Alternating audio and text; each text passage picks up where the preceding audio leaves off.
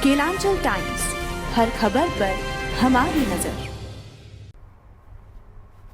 नमस्कार, बहुत बहुत स्वागत है आप सभी का केलांचल टाइम्स में। मैं हूं आपके साथ मानसी त्यागी। रुक करते हैं इस वक्त की तमाम बड़ी खबरों पर। यहाँ AIMIM के सांसद असुद्दीन ओवैसी ने कनाडा और भारत के बीच तल्ख होते हुए संबंधों पर संसद के मौजूदा सत्र में चर्चा की मांग कर दी है। उन्होंने कहा कि कल संसद के विशेष सत्र का आखिरी दिन है और मैं सरकार से मांग करता हूं कि वह कनाडा के मुद्दे पर सदन में चर्चा कराए। इससे पहले भारत के विदेश मंत्रालय ने कहा, कनाडा में खालिस्तानी अलगाववादी की हत्या को लेकर उसके खिलाफ कनाडा के प्रधानमंत्री जस्टिन ट्रूडो के आरोपों में कुछ हद तक पूर्वाग्रह है और इसे राजनीति से प्रेरित करार दिया। विदेश मंत्रालय ने कहा कि कनाडा ने हरदीप सिंह निज्जर मामले पर भारत के साथ कोई विशिष्ट जानकारी साझा नहीं की है।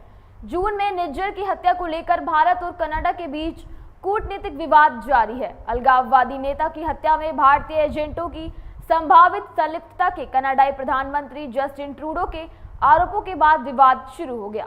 इससे पहले भारत ने कनाडा के लिए अपनी वीजा सेवाएं अगले नोटिस तक स्थगित कर दी हैं। जून में खालिस्तानी अलगाववादी नेता हरदीप सिंह निज्जर की हत्या में भारतीय एजेंटों की संभावित संलिप्तता के कनाडीय प्रधानमंत्री जस्टिन ट्रूडो के आरोपों के बाद दोनों देशों के बीच राजनीतिक संबंधों में गिरावट के बीच यह कदम उठाया गया है। सूत्रों ने बताया कि भारत ने मौजूदा विवाद के मद्देनजर कनाडाई नागरिकों के लिए वीजा सेवा निलंबित कर दी है। कनाडाई नागरिकों के वीजा आवेदनों की प्रारंभिक जांच का काम करने वाली एक निजी एजेंसी ने अपनी वेबसाइट पर एक सूचना जारी की है कि भारतीय वीजा सेवाओं को अगले नोटिस तक निलंबित कर दिया गया है। ट्रूडो के निज्जर की हत्या में भारतीय एजेंटों की संभावित संलिप्तता के आरोपों के बाद भारत और कनाडा के संबंध तनावपूर्ण हो गए हैं।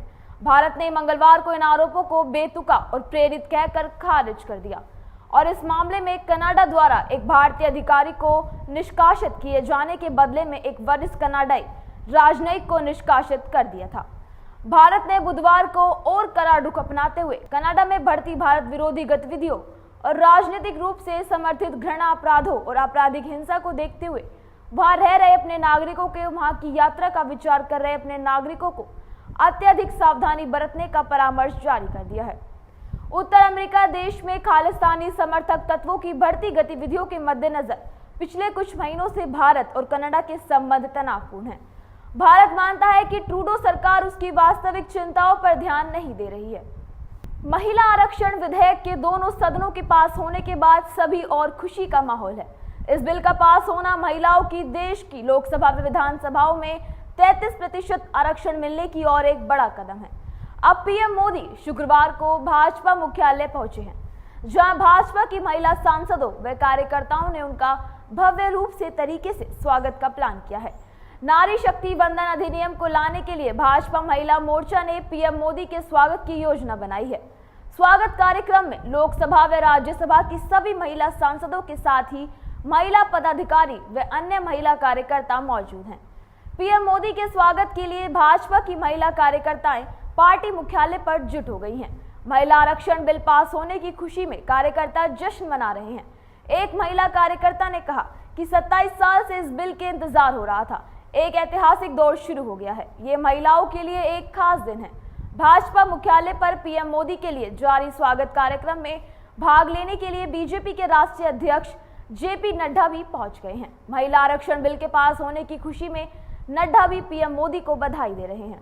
देश में आज कई अहम मामलों की सुनवाई सुप्रीम कोर्ट में होने वाली है। इन मामलों में पटाखों, उदयनिधि स्टालिन के विवादित बयानों, श्री कृष्ण जन्मभूमि शाही ईदगाह, उप मुख्यमंत्री डीके शिव कुमार, ईवीएम की खराबी, प्रभावी गुप्ता हत्याकांड मामले की सुनवाई होने वाली है। आज कुल 6 चर्चित मामले ऐसे हैं जिनकी सुनवाई सुप्रीम कोर्ट में होने वाली है। तो सुप्रीम कोर्ट में आज इन मामलों की सुनवाई होगी जो अब हमको बताएंगे।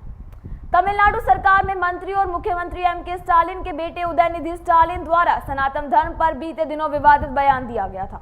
इसी बाबत सुप्रीम कोर्ट में दायर याचिका पर आज सुनवाई होने वाली है। चेन्नई के एक वकील ने याचिका दाखिल कर उदयनिधि स्टालिन और उनकी सरकार मंत्री ए राजा पर एफआईआर की मांग की है। तो वहीं मथुरा में स्थित श्री कृष्ण जन्मभूमि शाही ईदगाह विवाद मामले में याचिका दायर करते हुए मांग की गई थी कि ईदगाह परिसर का वैज्ञानिक सर्वे कराया जाए। इससे पहले याचिका को इलाहाबाद हाई कोर्ट ने खारिज कर दिया था। कोर्ट ने इस दौरान कहा था कि पहले मुस्लिम पक्ष की याचिका की स्वीकार्यता पर दलील रखने का मौका दिया जाए।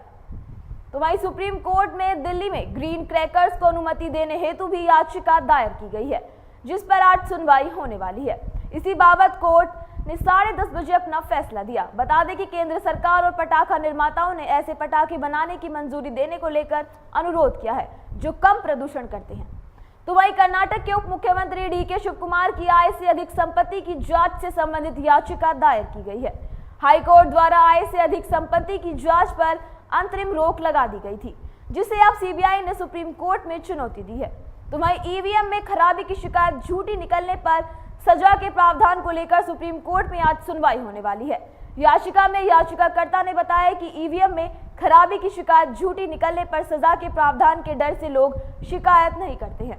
तो वही साल 2000 में हुए प्रभाव गुप्ता हत्याकांड मामले को भी आज सुप्रीम कोर्ट में सुनवाई होगी। इस मामले में केंद्रीय गृह राज्य मंत्री अजय मिश्रा टेनी को बरी कर दिया गया था, जिसके खिलाफ अब सुप्रीम कोर्ट में याचिका दायर की गई है। प्रधानमंत्री नरेंद्र मोदी भाजपा कार्यालय पहुंच गए। यहां पार्टी की महिला कार्यकर्ता उनका स्वागत करेंगी। महिला आरक्षण बिल को पास करवाने के लिए पीएम मोदी को धन्यवाद देंगी। भारतीय जनता पार्टी के राष्ट्रीय अध्यक्ष जेपी नड्डा भी मौजूद हैं। शुक्रवार सुबह से ही बड़ी संख्या में महिला कार्यकर्ता भाजपा कार्यालय के बाहर मौजूद हैं। वे गुलाल लगाकर और मिठाई बांटकर बिल के पास होने का जश्न मना रही हैं। केंद्र सरकार ने 18 से 22 सितंबर तक संसद का विशेष सत्र बुलाया था। 20 सितंबर को लोकसभा में 7 घंटे की चर्चा के बाद यह बिल पास हो गया। इसके पक्ष में 454 और विरोध में 2 वोट पड़े। 21 सितंबर को बिल राज्यसभा में पेश हुआ। सदन में मौजूद सभी 214 सांसदों ने बिल का समर्थन किया और बिल पास हो गया। अब ये बिल विधानसभाओं में भेजा जाएगा। 50% विधानसभाओं से पारित होने के बाद राष्ट्रपति के पास भेजा जाएगा। उनके हस्ताक्षर से ये कानून बन जाएगा। 22 सितंबर को खत्म होने के बाद विशेष सत्र 21 सितंबर को राज्यसभा में महिला आरक्षण बिल के पास होते ही खत्म हो गया। बिल के पास होने पर पीएम मोदी ने कहा, इस विधेयक के प्रति देश के सभी राजनीतिक दलों की सकारात्मक सोच होना, ये हमारे देश की नारी शक्ति को एक नई ऊर्जा देने वाली है। विशेष सत्र के आखिरी और चौथे दिन महिला सांसदों ने पीएम मोदी के साथ ग्रुप फोटो भी खिंचवाई। पहली बार प्रस्तावित होने के 14 साल बाद महिला आरक्षण विधेयक राज्यसभा में पारित हो गया। उसके बाद से 13 साल हो गए, ये बिल लोकसभा में पास नहीं हो सका।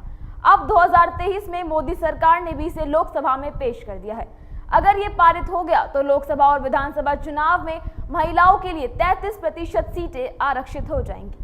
लखनऊ में शुक्रवार को 3 दिवसीय दौरे पर संघ प्रमुख मोहन भागवत पहुंचे। यह संघ कार्यालय भारती भवन और निराला नगर स्थित सरस्वती शिशु मंदिर में संघ के अवध प्रांत की कार्यकारिणी की बैठक में शामिल होंगे।